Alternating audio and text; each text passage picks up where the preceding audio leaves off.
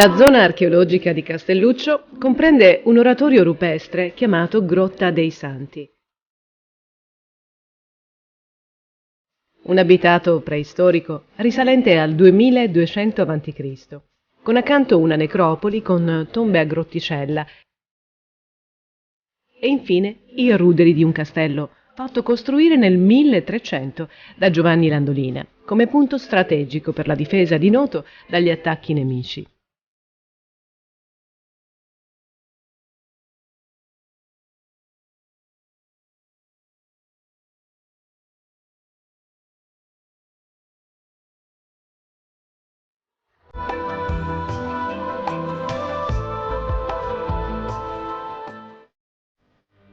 La Grotta dei Santi di Castelluccio rappresenta uno dei più significativi oratori rupestri della zona. L'ipogeo è caratterizzato da un unico ambiente diviso da un pilastro centrale. Nel territorio di Noto, dove ci troviamo, troviamo una delle più importanti testimonianze del cristianesimo bizantino e medievale del territorio. È la Grotta dei Santi, dove ci troviamo, così conosciuta, nel famosissimo sito di Castelluccio. Questo sito è conosciuto soprattutto per la sua importante necropoli della fine del terzo millennio a.C. Del bronzo antico, che è l'eponimo appunto del periodo protostorico della Sicilia, il periodo castellucciano. Ma questo borgo ha una continuità di vita anche nei secoli del Medioevo. E appunto questa è una delle testimonianze che meglio si è conservata, soprattutto per i palinsesti pittorici che conserva, ed è appunto la Grotta dei Santi, dove ci troviamo. Qui ha lavorato soprattutto uno dei grandi studiosi dell'archeologia cristiana di Siracusa e della Sicilia sudorientale, cioè Giuseppe Agnello. Perché Paolo Orsi, che indagò soprattutto le testimonianze protostoriche, cita soltanto questo insediamento cultuale e cita delle notizie di seconda mano. Trovando una piccola croce in bronzo che è custodita al museo di circa 30 cm, non indagò in maniera approfondita questo territorio.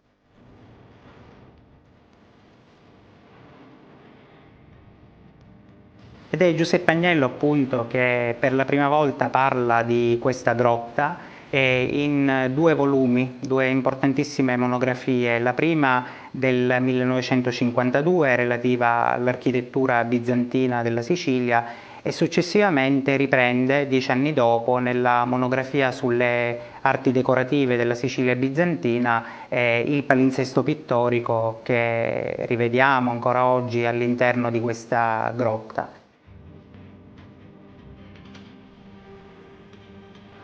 Nel primo contributo parla dell'icnografia e della volumetria dell'impianto, ipotizzando probabilmente un allargamento di una tomba preesistente di età preistorica o protostorica, appunto di una tomba a forno che è stata riadattata e successivamente si concentra sulle varie fasi delle pitture murali.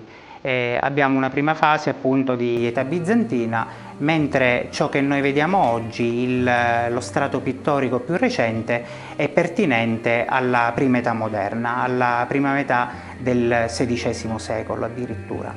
È conosciuta normalmente come Grotta dei Santi perché, come in tutti questi invasi cultuali, le pareti sono completamente ricoperte da pannelli con santi singoli o scene che adesso vedremo un po' nel dettaglio.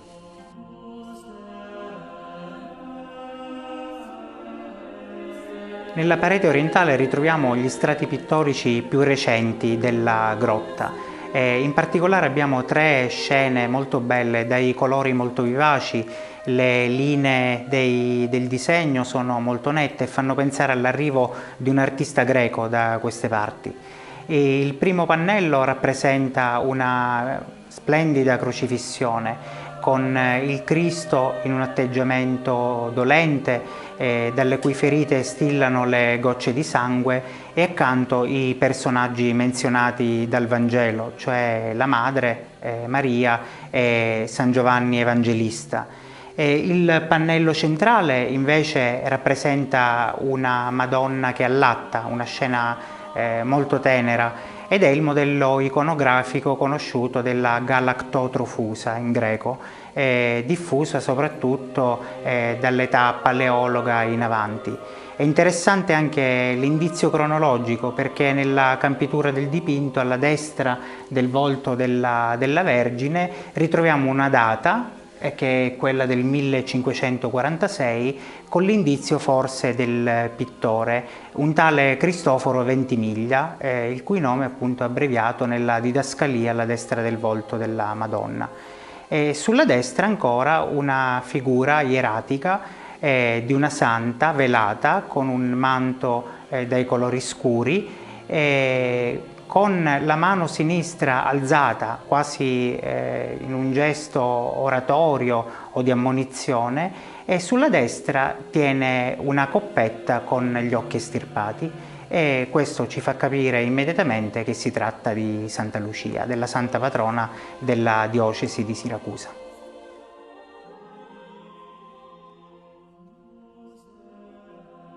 Nella parte centrale della grotta ritroviamo due pannelli che, secondo la lettura degli studiosi, sono i più antichi probabilmente, quindi siamo in una cronologia che va dal XII al XIII secolo circa.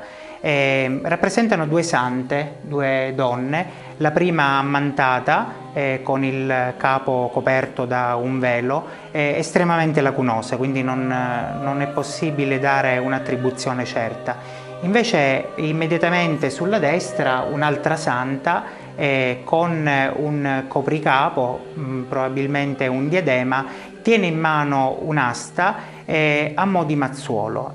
Sono state fatte due ipotesi. La prima, da parte di Giuseppe Agnello, dice sia Sant'Elena, la madre di Costantino, e più di recente Aldo Messina invece propone sia Santa Margherita di Antiochia, il cui culto è molto diffuso nel siracusano, perché questo strumento che tiene in mano è probabilmente il coltello con il quale tagliò il ventre del drago che, secondo la leggenda agiografica, l'aveva inghiottita.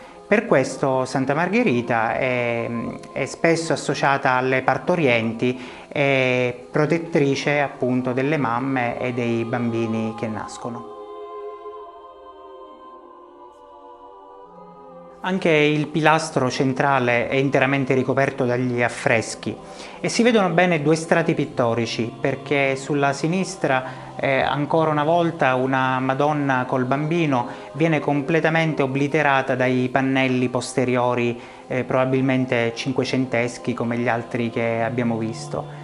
Al centro nuovamente ritroviamo una santa velata, ammantata, ai cui lati si trovano delle formelle, 4 sulla sinistra e 4 sulla destra, con delle scene probabilmente del suo martirio. Infatti anche in questo caso ci ritroviamo di fronte a una Santa Lucia e le scene sono desunte dal martirion. Proprio per questa ragione probabilmente questa Grotta dei Santi, almeno nel suo secondo impianto, potrebbe essere titolata a Lucia. Nella parete occidentale abbiamo altre due figure, anche se estremamente lacunose. Sappiamo che la prima figura è un santo, è Damiano, è ribadito epigraficamente perché nelle campiture ai lati del volto del santo appunto vi è la didascalia in latino con il nome Damianus, e tiene in mano un volatile.